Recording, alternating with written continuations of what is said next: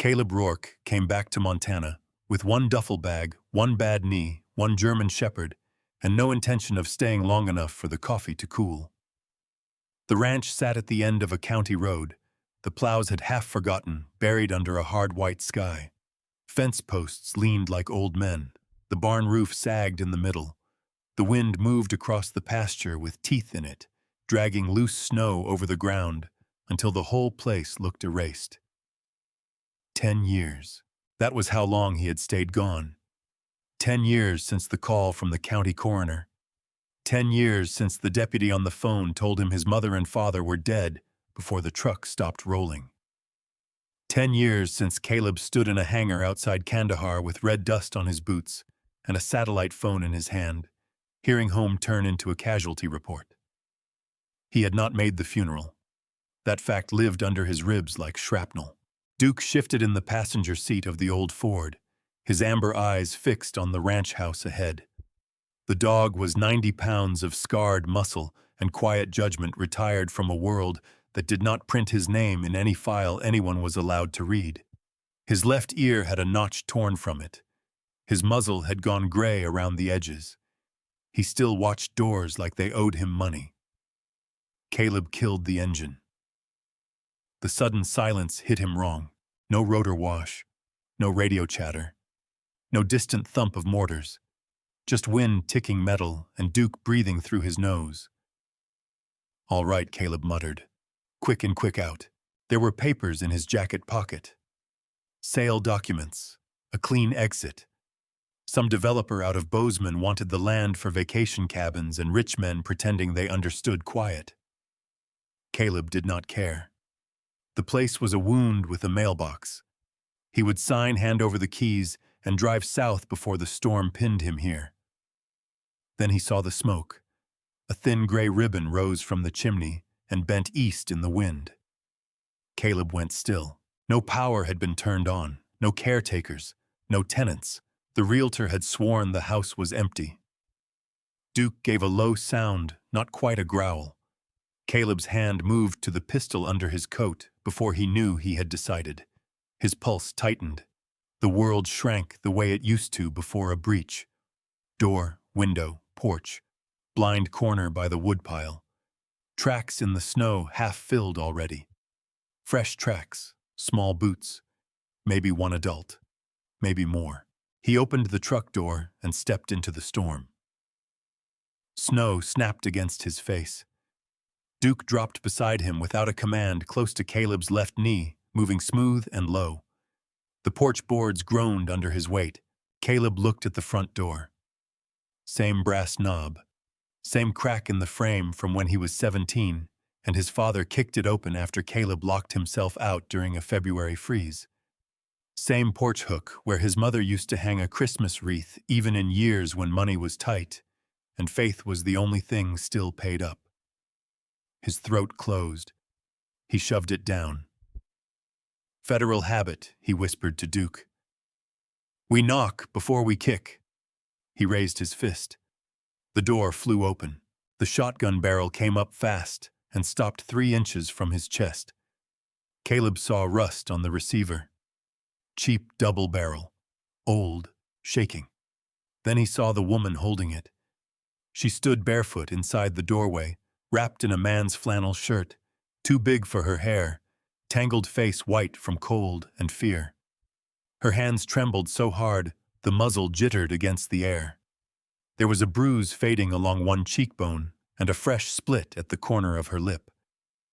"Get back," she said. Her voice was hoarse, not threatening, wrecked. Caleb did not move. The barrel was pointed at his sternum. Close enough that if she fired, there would be no medical plan, no evac, no corpsman yelling pressure and move. Just black. His breathing cut short. A hallway became a tunnel. The wind became rotor blades. The shotgun became a muzzle flash in a mud-walled room outside Jalalabad. His hands started to lift, but not in surrender. Muscle memory came awake, mean and cold. Step inside the barrel. Strip the weapon. Break the wrist. Put the threat down before the threat puts you down. Sarah saw it. She did not know his name yet, but she saw what came over his eyes, her own filled with panic. "Please," she whispered, "please don't." That word hit harder than the gun. Duke moved. Not fast. Not attacking. He slipped forward through the snow, dusting the porch, body loose, head low, as if approaching a child holding broken glass. Caleb's voice caught in his chest before he could call him off. The dog reached the barrel, lifted his muzzle, and nudged it down. The shotgun dipped. Sarah froze. Duke looked up at her.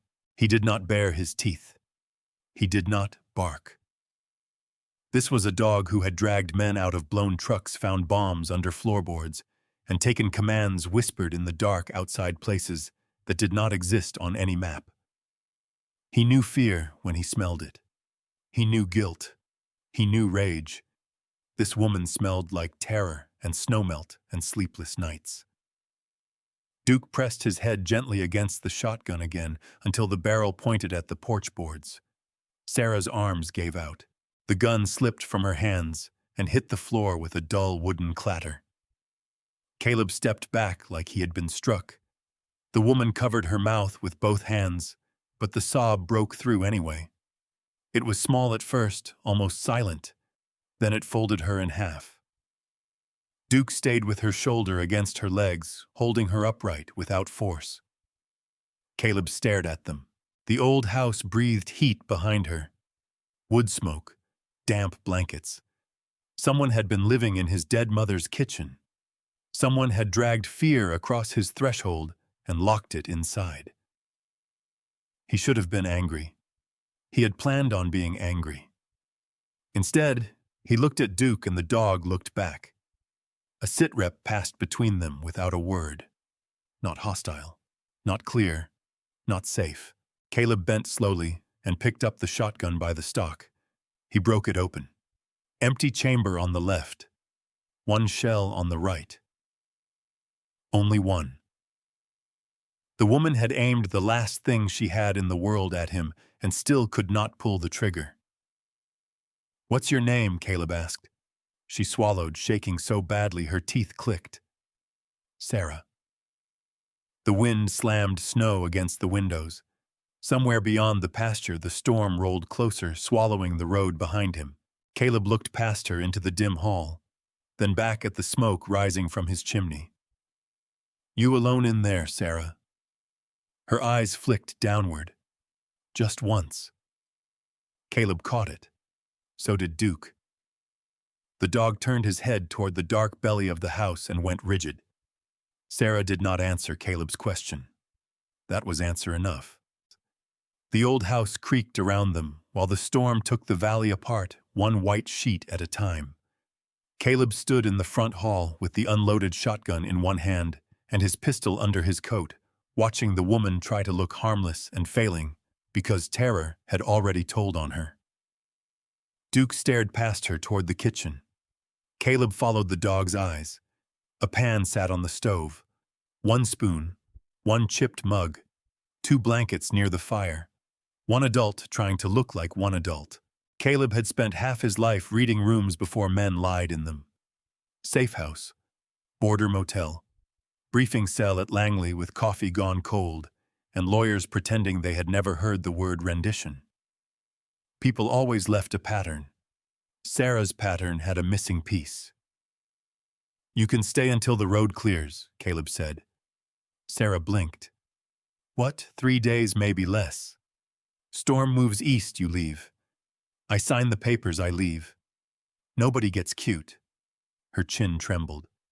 "Thank you. Don't thank me." Caleb set the shotgun on top of the hall cabinet out of reach. "You point another weapon at me, Duke makes the call." "Not me." Duke gave her one slow look, then walked to Caleb's side. That night, Caleb slept in the living room with his boots on, back against the wall, pistol under his right hand. He did not trust the woman.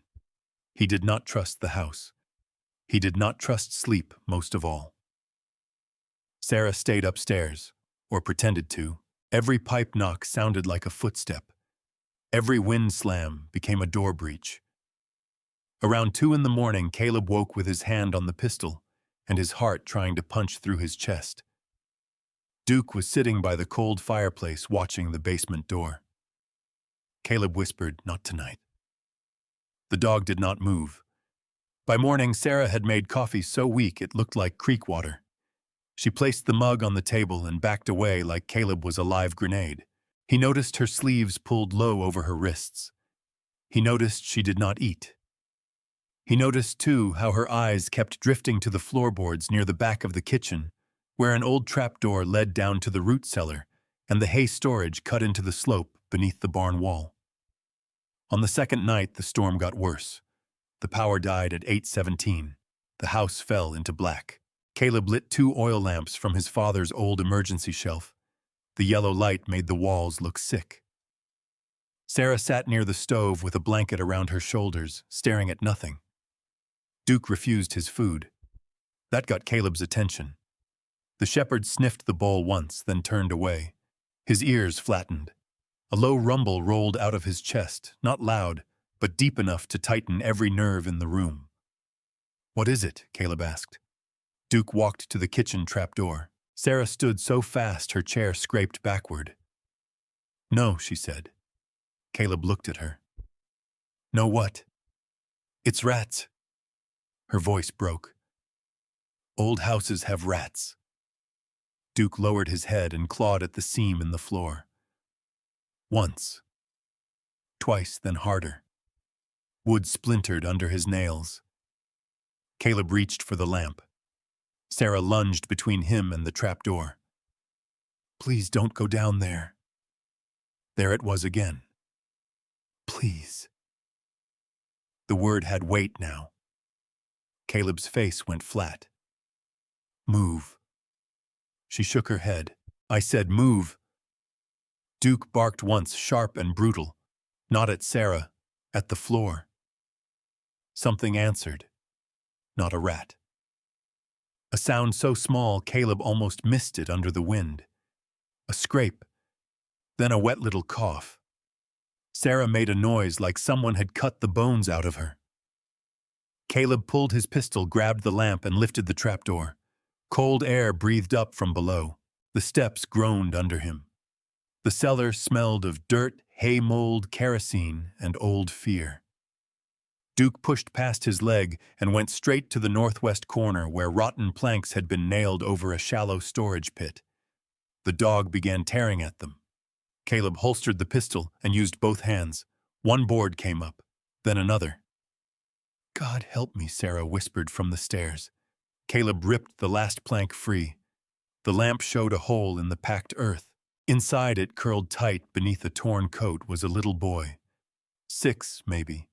Small for his age. Hair dark with sweat. Lips blue from cold. His arms were locked around himself like he had been taught not to make a sound even when the world forgot him.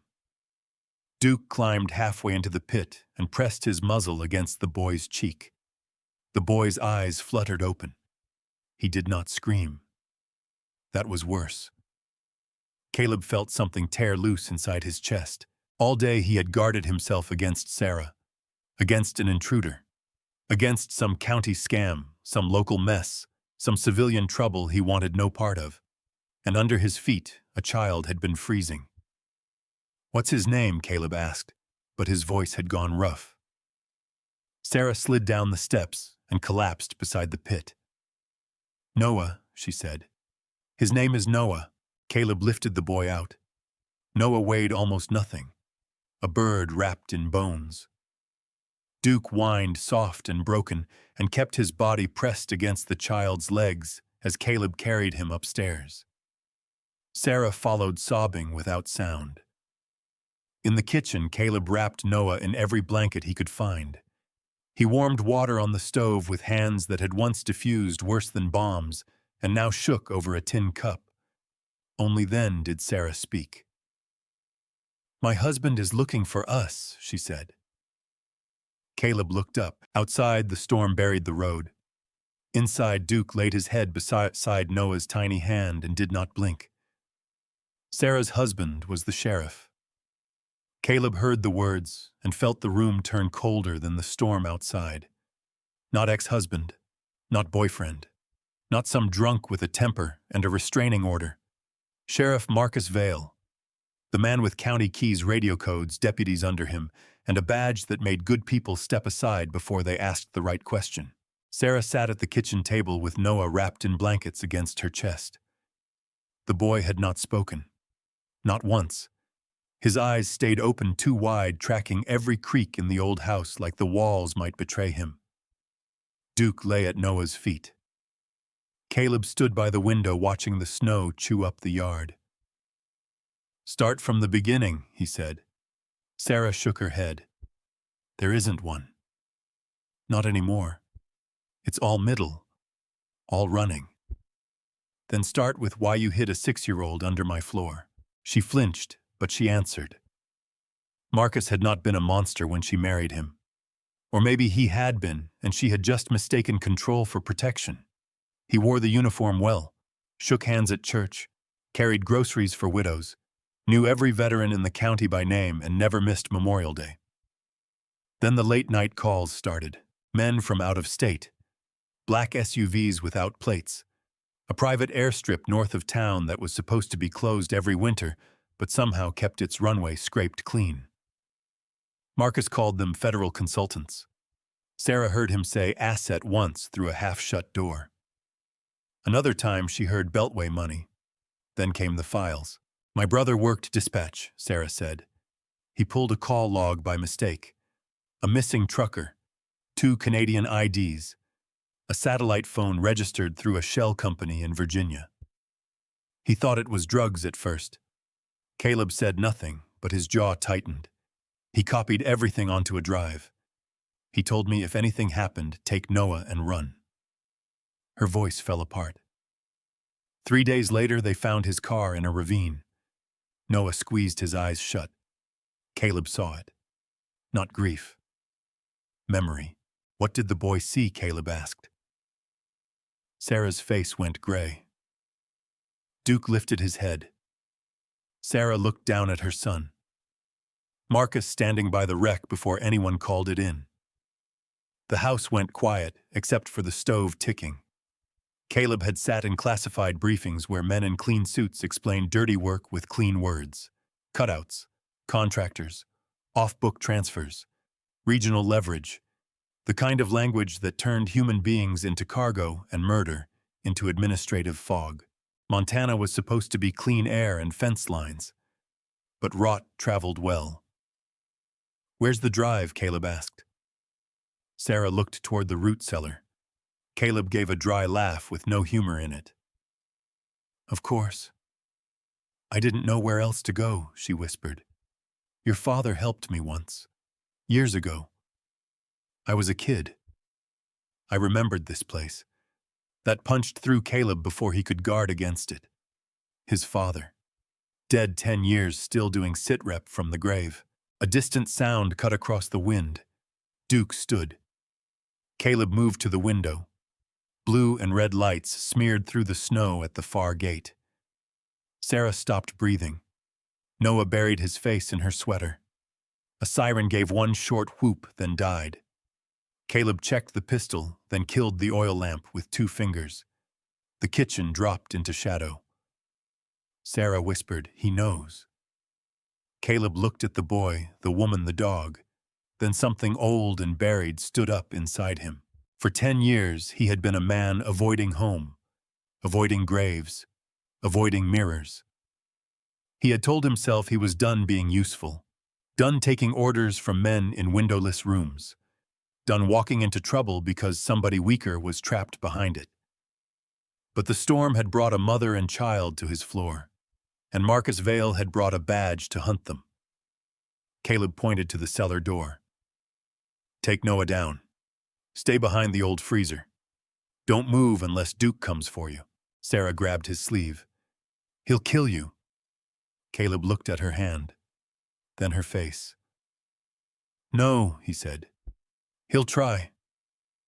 Duke followed Caleb to the front hall. The dog's hackles rose along his spine, slow and ugly. His teeth showed now.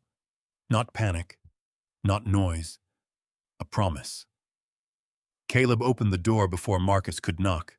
The sheriff stood on the porch in a heavy black coat, hat brim iced with snow, one hand resting near his sidearm. Behind him, his cruiser idled with the headlights on engine growling like a chained animal. "Caleb Rourke," Marcus said. "Heard you were back." Caleb stepped onto the porch and pulled the door shut behind him. "News travels." Marcus smiled like a man practicing for cameras. "Got a report of a squatter out here. Dangerous woman. Mentally unstable. Possible child endangerment." Duke gave a low growl that crawled through the boards. Marcus's eyes dropped to the dog. For the first time, the sheriff's smile slipped. Caleb saw it and stored it. "You got a warrant?" Caleb asked. "Storm's bad. Don't make this official. Everything's official when a badge shows up on private property." Marcus leaned closer. His voice lost the church handshake. "You don't know what you stepped in, sailor." Caleb held his stare. "Seal," he said. Duke lunged half a step, jaws snapping the air. Marcus jerked back before he could stop himself. Behind Caleb, beneath the floor, a child held his breath. And on the porch, in the white howl of Montana night, the war finally found Caleb Rourke at home. Marcus Vale left the porch smiling. That was how Caleb knew he would come back. The sheriff backed down the steps with both hands spread, playing peace officer for an audience that wasn't there. His cruiser reversed through the snow, red and blue lights fading between the pines, until the ranch swallowed the last glow. Inside, Sarah came up from the cellar with Noah tucked against her hip. "He's not done," she said. "No," Caleb said. "He's making calls." He did not explain the look Marcus had given the windows. Not searching, measuring. He had counted exits, checked sightlines, clocked the barn. The generator shed the weak porch railing. That was not a welfare check. That was target prep. Caleb moved through the house without hurry. Hurry got people killed. He dragged the kitchen table against the back door. He wedged a chair under the cellar latch, not to trap Sarah and Noah in, but to make anyone forcing it pay in noise and time. He found his father's old tool belt and hung it from a nail near the pantry. Hammer, pry bar, fence pliers, rusty but honest. Sarah watched him from the stove. "You've done this before," she said. Caleb looked at Duke. The dog stood by Noah, calm now, but his ears kept turning toward the road. "Different houses," Caleb said. At 11:42, the power came back for exactly 7 seconds. The refrigerator coughed. A hallway bulb flickered. Then the whole ranch went dark again. Caleb smiled once. Amateurs. He pulled open the breaker box and killed the main himself. Sarah whispered. "Why would you do that?" "Because they brought night vision," Caleb said. "And cheap night vision hates sudden light." He handed her the old oil lamp unlit. "You and Noah go down. No flame unless I tell you. If you hear Duke twice, you run to the south wall. There's a crawl space behind the feed bins." Sarah's eyes filled. "What if we hear nothing?" Caleb did not answer. She understood anyway. Noah reached out one small hand and touched Duke's head before Sarah carried him down. The dog closed his eyes for half a second, accepting it like a vow. Then the first truck rolled in. No headlights, just tires chewing snow near the barn. Caleb took position beside the front window, pistol low, breathing slow. The storm covered their engine noise, but not enough. 3 sets of boots, then a 4th heavier limping slightly. "Marcus." A man whispered outside the kitchen door. Caleb caught pieces. "Thermal's junk in this weather. Sheriff said kids inside." Quiet. Caleb's grip tightened. Duke vanished into the dark hall, silent as smoke. The back door hit once. The chair held. It hit again. Wood cracked. Caleb waited until the 3rd hit blew the latch loose. The first gunman stepped into the kitchen with a rifle up and a green glow over one eye. Caleb snapped the flashlight on high. The man cursed, blinded. Caleb hit him hard with the cast-iron pan from the stove. The rifle clattered across the floor. Caleb drove an elbow into his ribs and swept his legs out. The man went down and stayed down, groaning. No gunshot. Good. From the hallway came a shout, then Duke's growl. The second man fired into the ceiling. Plaster dust rained down. Duke came low and fast, hitting him at the thigh, not tearing, just crushing enough to make the man drop the weapon and scream for his mother. Caleb crossed the room and kicked the rifle under the sofa. "Stay down," Caleb said. The man stayed down. A window shattered in the front room. Third man. Caleb felt the old switch flip in his skull. No fear now. No memories. No burning truck. No funeral he missed. Just geometry. Distance. Noise. Breath. The intruder climbed through the window with a handgun and bad balance. Caleb let him get one boot inside, then slammed the curtain rod across his wrist. The gun fell into the snow outside. Caleb grabbed his coat and pulled him face first onto the floorboards.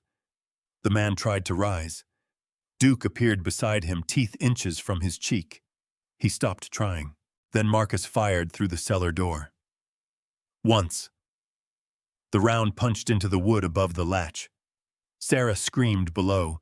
Caleb turned and saw Marcus at the hall entrance, sidearm raised, face twisted in the dark. "You should have sold the place," Marcus said. Caleb raised his pistol. Marcus moved first. Not at Caleb. At the cellar gap. He dropped low and fired toward the shadow beneath the stairs, where Noah had made the smallest sound a child could make. Duke launched. Caleb saw him cross the hall in one blur of black and tan. The shot cracked through the house. Duke hit the floor between Marcus and the cellar door, hard enough to shake the boards. For 1 second, nobody moved. Then Duke tried to stand. His front legs buckled. Caleb's world went white. Not snow white. Rage white. He hit Marcus before the sheriff could bring the gun around again. The pistol skidded away. Caleb drove him into the wall, then down onto the floor, one knee pinning his shoulder, one hand locked around his wrist. Marcus gasped. In the cellar, Noah began to cry without making a sound. Duke lay in the hall, breathing, shallow amber eyes still fixed on the cellar door. Still guarding. Still on mission. Caleb had Marcus Vale on the floor, with one knee between his shoulder blades and one hand twisted behind his back. The sheriff fought like a trapped animal. Caleb did not. He fought like a man who had gone quiet inside. Marcus bucked once, reaching for the pistol, skidding near the baseboard.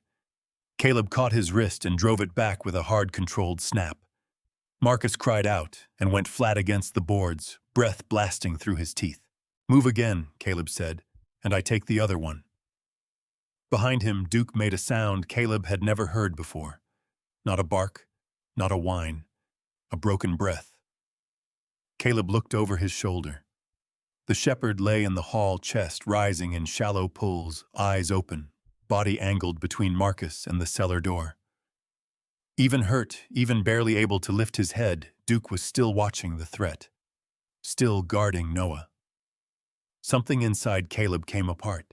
He dragged Marcus up by the back of his coat and slammed him against the wall. The sheriff's feet slipped in the dust and splintered wood. His face had lost every bit of courthouse charm. No church smile now. No handshake. Just fear. "You shot my dog," Caleb said. Marcus swallowed. "Rourke, listen." Caleb hit him once in the ribs, hard enough to empty the air from him, then shoved him down beside the broken stair rail. "You aimed at a child." Marcus tried to speak again. Caleb pressed the pistol under Marcus's chin. The house went silent. Even the storm seemed to pause outside the shattered window. Caleb's finger found the trigger. In his head, men were shouting. Not here. Not now. Years back. Dust. Fire. A radio screaming for medevac. A boy in a village doorway. A command decision made by someone in a clean room 7,000 miles away. He had spent 10 years hating himself for surviving things better men did not. Now the hate had a face. Marcus Vale, a badge with rot under it. A man who used law like a weapon and family like cover. Caleb leaned close. His voice was so low, Sarah barely heard it from the cellar steps. Give me one reason. Marcus's eyes darted toward the door, toward the men groaning on the floor, toward the pistol he could not reach. He had none. Then a small hand touched Caleb's wrist. Caleb froze. Noah stood beside him in the hall, barefoot, shaking under a blanket too big for his body. Sarah was behind him, crying one hand over her mouth, too scared to pull him back. The boy looked at Caleb, then at Duke. His lips parted. For the first time since Sarah had found him hiding under that floor, Noah spoke. Save Duke. 2 words. Barely air. They hit Caleb harder than any bullet ever had. His finger came off the trigger. The room returned all at once. The cold, the smoke, Sarah's sobs, Duke's ragged breathing.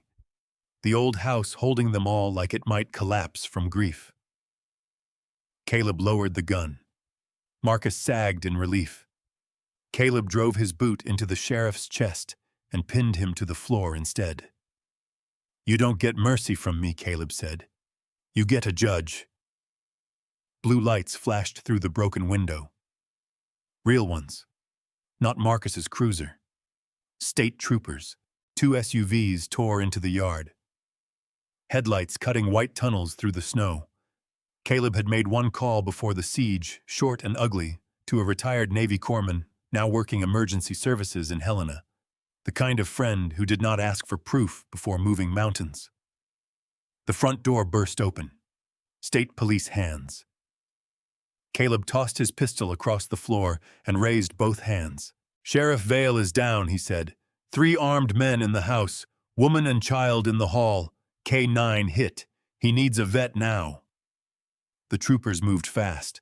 Marcus screamed about jurisdiction until one of them rolled him onto his side and cuffed him. Another found the rifle by the sofa. Another found the drive Sarah had hidden under the cellar boards wrapped in oilcloth marked with her brother's handwriting. No one looked at Marcus the same after that. Caleb did not watch them take him. He was already on his knees beside Duke. The dog's eyes tracked him. Tired. Loyal. Sorry somehow, as if he had failed because he could not stand. No, Caleb whispered. Don't you do that. Don't you apologize to me. Sarah pressed towels into Caleb's hands. Noah knelt close, his tiny fingers resting on Duke's paw. Please, the boy whispered again. Caleb gathered Duke into his arms. The shepherd was heavy, but Caleb lifted him like he weighed nothing. Outside, the storm hit his face like knives. Snow blew red across the porch where Duke had been carried through broken glass and splintered wood. Caleb shoved him into the back seat of the Ford while a trooper cleared the road ahead with lights screaming. Sarah climbed in beside Noah. Caleb got behind the wheel. For 10 years he had not prayed. Not in firefights. Not in VA waiting rooms. Not beside his parents' graves. But as the truck tore through the white dark toward the only vet clinic still open in the county, Caleb gripped the wheel and begged God for one thing. Not the ranch. Not justice. Not his own peace. Just one more breath for Duke. Duke made it through surgery at 4:38 in the morning. Caleb knew the time because the clock above the vet clinic desk had a cracked face and he had stared at it long enough to hate every tick. The clinic sat between a feed store and a closed laundromat, its windows filmed with frost. Sarah slept in a plastic chair with Noah curled against her side. A state trooper stood outside the door, coat collar up, watching the street, while the storm burned itself out over the mountains. Nobody said Marcus Vale's name. Not yet. There would be time for that. Time for prosecutors, federal agents, sealed warrants, beltway men pretending they had never used a crooked sheriff as a cutout. The drive Sarah's brother saved had names on it. Dates. Transfers. Enough dirt to drag Marcus and his friends into daylight. But none of that mattered while Duke was behind a swinging metal door fighting for breath. Caleb sat on the floor with his back against the wall. He had not washed the snow from his hands. He had not taken off his coat. For the first time in 10 years, he prayed without bargaining. No polished words, no Sunday voice. Just a broken man asking God not to take the last loyal thing he had left. When the vet finally came out, her hair was pinned up with a pencil, and her eyes looked tired enough to close standing. "He's stubborn," she said. Caleb tried to stand and almost fell. Sarah caught his arm. The vet nodded toward the back room. That saved him. Duke lay on a padded table under warm lights wrapped in clean white bandages. Tubes ran where Caleb did not want to look. His big body looked smaller somehow, shaved and still, but when Caleb stepped close, one amber eye opened, then the other. Caleb put his hand on the table. Duke's tail moved once. Just once. It was enough to break him.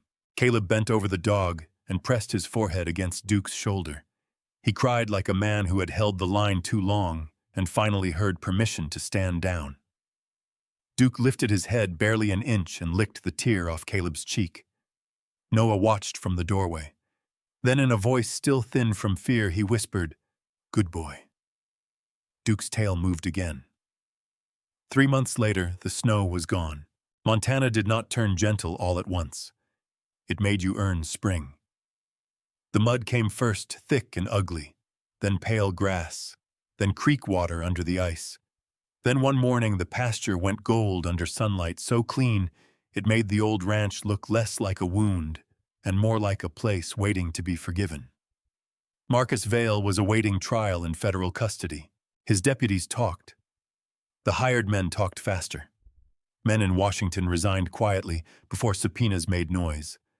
Sarah's brother was cleared of every lie Marcus had pinned on him, and his name was read aloud in the county courthouse, while Sarah held Noah's hand and did not look away. Justice had not come pretty, but it came. Caleb kept the ranch. He did not say it out loud at first. He just stopped answering the developers' calls, fixed the porch rail, replaced the broken cellar door, bought feed for chickens nobody owned yet. Let Sarah and Noah stay in the upstairs room with the good morning light. Duke healed slow. He hated the bandage, hated the pills, hated being told no. But every afternoon he limped to the yard and sat beside Noah while the boy built forts out of old fence boards. One warm Saturday, Miller from the grocery store drove up in a green pickup older than some churches. He carried a cardboard box under one arm. "Your father asked me to keep this," Miller said. "Told me you'd come back when you were done running." Caleb almost told him to leave. Instead, he opened the box. Inside were old photographs, a pocket Bible with his mother's handwriting in the margins, and a leather journal tied shut with baling twine. Caleb read it on the porch while the sun dropped behind the barn. His father's words were plain. No poetry, no grand speeches. If this place ever feels empty, fill it with people who need shelter. A few pages later, Caleb found Sarah's name. Winter, 20 years back. Found a little girl behind Miller's store. Hungry. Too proud to ask. Gave her soup bread and one of June's quilts. Told her if life ever turned mean, Rourke Land would have a light on. Caleb looked across the yard.